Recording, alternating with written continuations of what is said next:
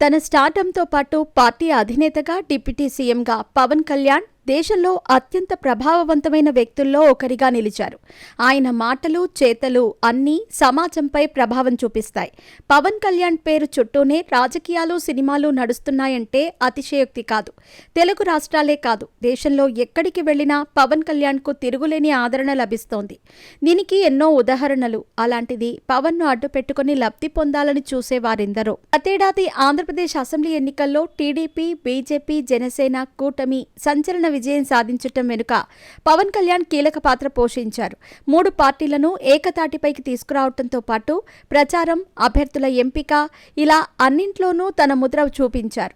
పిఠాపురం ఎమ్మెల్యేగా గెలవటంతో పాటు చంద్రబాబు నాయుడు కేబినెట్లో డిప్యూటీ సీఎంగా పవన్ కళ్యాణ్ బాధ్యతలు చేపట్టారు. ఎన్డీఏలోని ప్రధాన పార్టీల్లో ఒకటిగా జనసేనను నిలబెట్టి ప్రధాని నరేంద్ర మోడీ వద్ద పరపతిని పెంచుకున్నారు. కూటమిలో కీలక నేతగా ఉన్న పవన్ కళ్యాణ్కు బీజేపీ అధిష్టానం పలు కీలక బాధ్యతలు అప్పగించింది. మహారాష్ట్ర అసెంబ్లీ ఎన్నికల్లో మహాయుతి పక్షాన పవన్ ప్రచారం నిర్వహించగా ఆయన ప్రచారం చేసిన స్థానాల్లో బీజేపీ కూటమి ఘన విజయం సాధించింది. ఇక్కడే కాదు, పవన్ ఎక్కడ అడుగు పెడితే అక్కడ ప్రభంజనమే అన్నట్టుగా పరిస్థితి ఉంది. 2 రోజుల క్రితం తమిళనాడులోని మురగ భక్తర్గళ్ మానాడులో పాల్గొనేందుకు పవన్ కళ్యాణ్ మదురైలో పర్యటించారు. తెలంగాణ మాజీ గవర్నర్, బీజేపీ నేత తమిళసై సౌందరరాజన్ స్వయంగా ఎయిర్పోర్ట్లో పవన్ కళ్యాణ్కు స్వాగతం పలికారు. తమిళ సాంప్రదాయంలో పూర్తిగా పంచెకట్టులో కనిపించిన పవన్ కళ్యాణ్ వేదికపై దాదాపు 40 నిమిషాల పాటు తమిళంలోనే దంచి కొట్టారు. మురగన్ నామస్మరణతో ఏ శత్రువునైనా పారిపోవాల్సిందే అంటూ వ్యాఖ్యానించారు. హిందూ ధర్మాన్ని, హిందూ దేవతలను చులకన చేసేవారిది సెక్యులరిజం ఎలా అవుతుందని ఆయన ప్రశ్నించారు.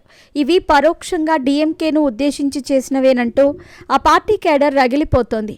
ఈ నేపథ్యంలో తమిళనాడు మంత్రి, డీఎంకే సీనియర్ నేత శేఖర్ బాబు స్పందించారు. అసలు మమ్మల్ని ప్రశ్నించడానికి పవన్ కళ్యాణ్ ఎవరు? 2026 ఎన్నికల్లో పోటీ చేసే దమ్ము ఆయనకుందా అని శేఖర్ బాబు ప్రశ్నించారు.